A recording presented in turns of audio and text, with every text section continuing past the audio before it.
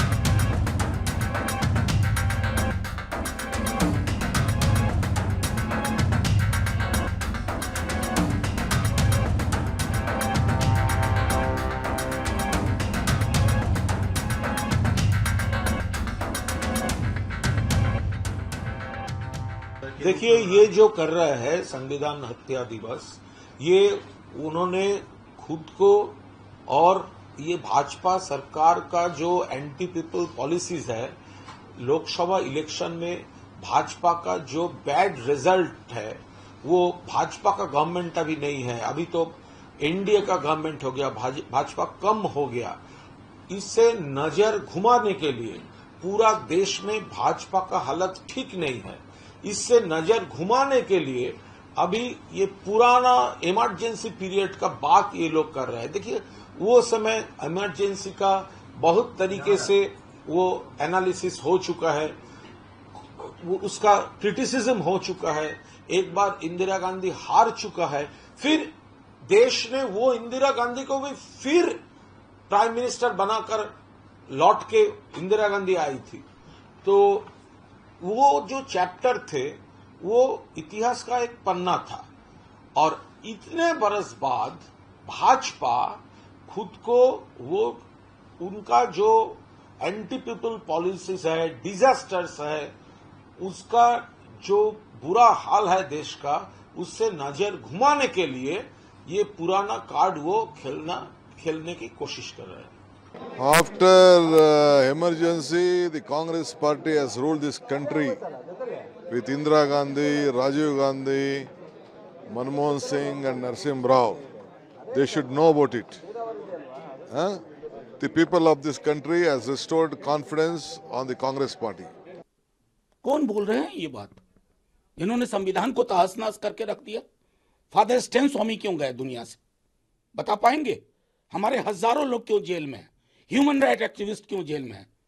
इंदिरा जी के सलाहकार इतने मजबूत नहीं थे जितने इनके हैं, नहीं तो इंदिरा जी को भी कहते कि 352 मत लगाओ, 352 जैसे हालात पैदा कर दो, जो आपने करके रख दिया।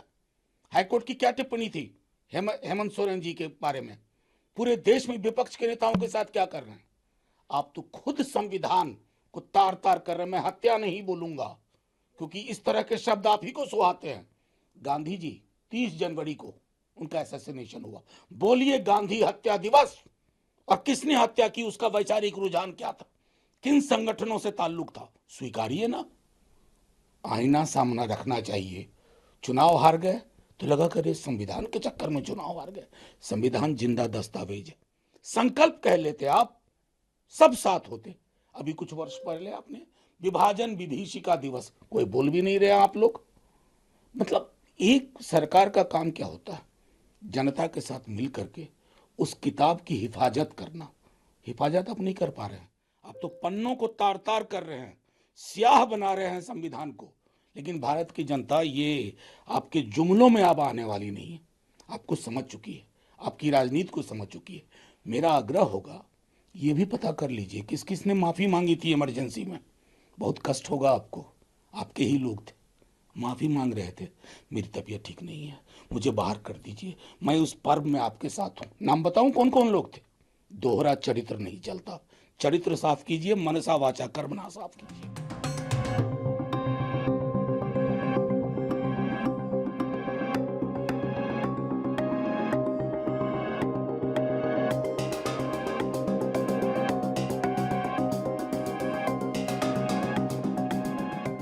गणतंत्र को, डेमोक्रेसी को हत्या करने की खून से लाल हुआ है।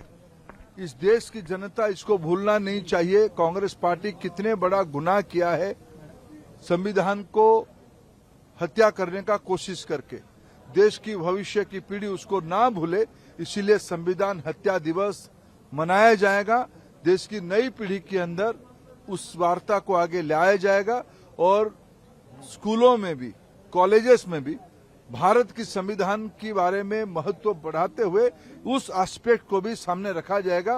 पिछले दिनों में कुछ लोगों ने, संविधान विरोधी लोगों ने कैसे संविधान को हत्या किया था। 25 जून रात को 1975 में जब हमारे संविधान की हत्या की गई थी, वो कभी भी हम नहीं भूल सकते हैं।